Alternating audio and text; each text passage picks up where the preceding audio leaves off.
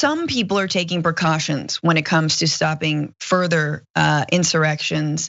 Whether or not Congress is preparing to prevent another attack on the Capitol, private businesses are, particularly hotels, and particularly one hotel, the Trump Hotel. That's right. Police intelligence documents show that Washington's Trump Hotel raised its rates as a security tactic in the hope of deterring Trump-supporting QAnon supporters from staying there in early March on a day which some believed would see Trump restored to office. Forbes reported in February that the Trump International Hotel in Washington raised its rates to 180% of the normal seasonal charge for the 3rd and 4th of March this year. That was apparently the date where, I don't know, Jesus was coming back or like riding a dinosaur. I don't know. Some Epstein was gonna be there. I don't know who was gonna be there, but someone was coming back and Trump was gonna be back in the office. But even the Trump Hotel is like, we don't want those crazies. We know them very well. There's a part of me that thinks though, like maybe they raise their rates as a way to increase sales, because I think Donald Trump is the type of person who thinks that something is better if it's more expensive, rather than thinking that he shouldn't get it if it's more expensive. Like, I'll just go for the cheaper thing.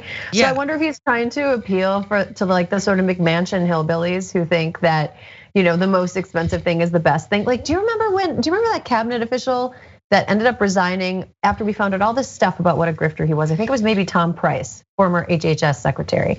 And one of the things that he asked his assistant to do was drive around and get lotion from the Ritz-Carlton, because he thought that the Ritz-Carlton had like the fanciest lotion. I feel like that sort of a person is the type of person that would maybe be more attracted to the Trump Hotel on this marquee crazy date, because they're like, ooh, look how expensive it is. It must be in high demand. Ergo, as a fancy person, I will be staying there. Totally. I mean, I'm not an economist, but that's just one possibility. To be fair though, that makes way more sense to me than the Trump Hotel going, no, for security purposes, we need to make sure that these folks aren't near DC and in our hotel. No. They're like, no, we know that they're gonna be here, so we're raising our rates because we want to charge them more. They just, they're not gonna admit that to the Guardian. Right, like, do you remember that? We talked about Cecily Strong earlier in this episode. Yeah. Do you remember when she had that character that was like luxury? And like she sort of, it's like that, person who, it's a person that's like a hillbilly's idea of like a rich person's taste. And also, I think that it also feeds into this idea that the people that came to DC on January 6th were somehow like low income, no shirts under overalls, wearing one piece of straw coming out of their mouth type people, instead of people that could afford to take time off work and fly across the country and stay in a hotel for several days. These people are not necessarily like low income people. These people can afford to do this. Like, these people are speedboat salesmen. These people own a chain of Skidoo dealerships. These people, these people are realtors in the greater Dallas area. These people are not like, I think that furthering the stereotype that they're somehow like poor, and I'm using like hearty air quotes here, white trash.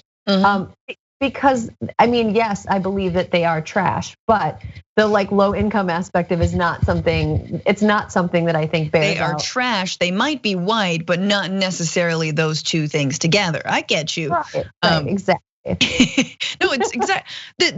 In my hometown, a woman who like has a candy store closed it, and like we're talking like it, like she's a business owner. You know what I mean? Like these are people who can take a week off.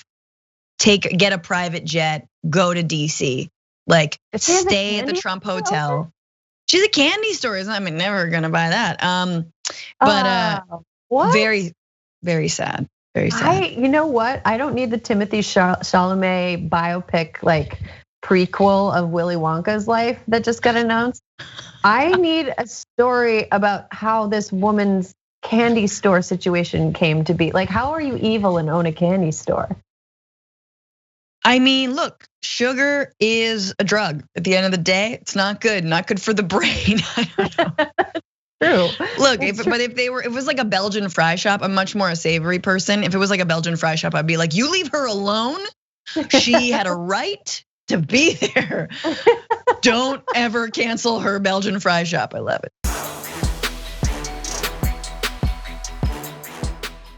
For more political news breakdowns, interviews, stories of activism, and me trying my hardest to care about the occasional big celebrity news story, subscribe to our YouTube channel at youtube.com/thedamagereport.